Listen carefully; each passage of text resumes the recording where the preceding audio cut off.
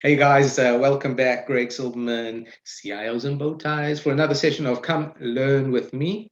As you know, we rate and monitor all articles that we share, and we see which ones you all like and what percolates, and we analyze interesting trends around that. So there's a lot of depth to what we do. But anyway, this one came up, very interesting. Let's go through it together and come learn with me. E-commerce is at the center of the capital diversity equation. Okay, got my attention. Online shop, website, office, computer. There has long been a dearth of female involvement in e-commerce, and e-commerce isn't any different. In recent decades, female ownership of businesses has increased steadily and shows no sign of slowing. However, while women have major strides in many male-dominated fields, the global finance sector is lagging when it comes to diversity. In fact, after a slight increase in 2019, female-led venture capital funding actually fell in 2020 to just 2.2% overall. Wow. That's really low, isn't it? The gender equity issue in finance isn't new, correct? But the solution is as e-commerce is poised to level the playing field. E-commerce, on average, requires much less startup capital. So historically disadvantaged groups can overcome systemic biases and unequal access to funding with less difficulty to seed new e-commerce ventures than in more traditional commerce avenues. Correct. The end of the middleman. That's what online is. Online storefronts are less costly than physical. They require few or no employees to start and no physical location. So most initial costs go to website creation, operations, maintenance, and marketing. Because of its low barrier to entry, e-commerce has an opportunity to bridge the gender equity gap. I like it. I agree. To examine this potential, there's no better region of the world to consider today than Latin America, which ascended to the fastest or fastest growing e-commerce market around the globe in 2020 and shows no sign of slowing down. LatAm trails much of the world in financial inclusion and suffers from hugely unbanked or underbanked populations, a la Africa. However, led by Brazil, venture capital pouring into the region has created a mature innovation ecosystem. This rising tide of capital provides an unprecedented change to lift all boats across LatAm. Well put.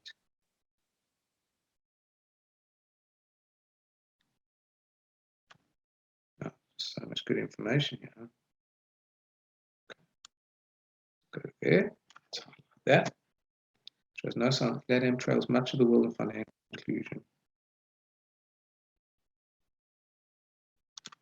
VC from Brazil. Nice. Here's what we can learn from 4 of the top Latina VCs about e-commerce investment and its ability to catalyze to fund diversity at this moment. E-commerce opening doors.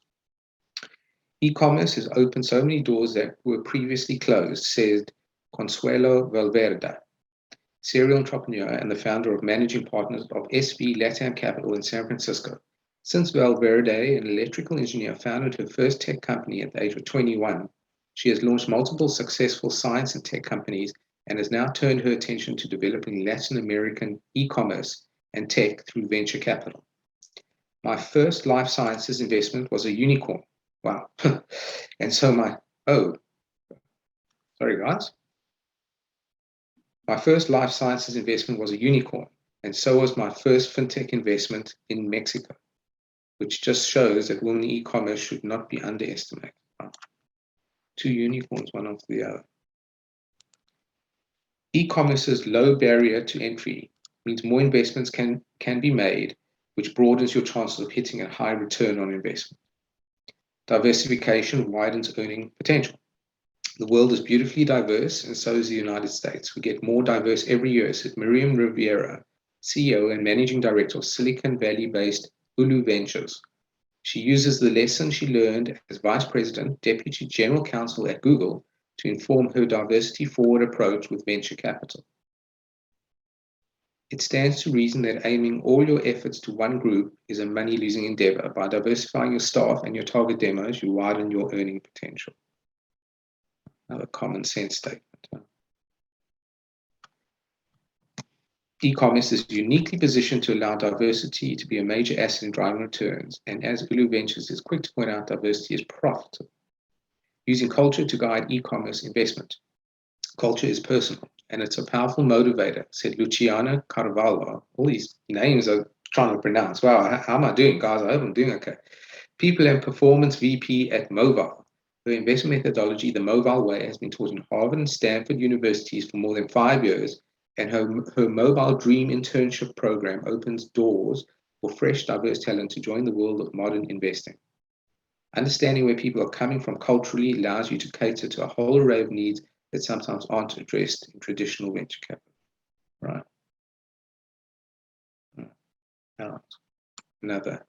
So you got culture over here. Diversifying your staff. Kind of the same thing. Look to the future through e-commerce. We already know the future is in networking and the internet. That means the future of investment is in e-commerce. As they say, common sense is not that common, said Amanda Jacobson, Chief of Staff for Mexico City-based Oyster Financial, from her history in managing a large portfolio of fintech startups at FinLab, Gentera's innovation laboratory, to her present in international venture. Jacobson has understood where technology was bringing investment. Everything happens online. We're advertised to online. We shop online. We pay online, said Jacobson. E-commerce just has the biggest pool to draw from. I mean, wasn't online just created to handle a COVID type situation, right? It's just like almost perfect for it. Because e-commerce is cementing its place as the default more every year, the entry point is vast and so is the opportunity. Given its accessibility, versatility, and low cost of entrance, e-commerce is not only the way of the future for investment, it's the driving engine of the expansion of diversity in finance and venture capital. Very nice. From Geo Works. I like it. A great piece. The only problem I do have, if I may say so, is when they talk about its accessibility, versatility, low cost of entrance, etc. Yes, that brings in a lot of people, but how do you compete? How do you build a moat under such an environment? Anyway, food for thought. Great stuff. This is a great article. You see, you guys choose better articles than I do. So thanks for bringing this to my attention. And I do read all the articles up and up. So Greg Silverman, come learn with me. Out.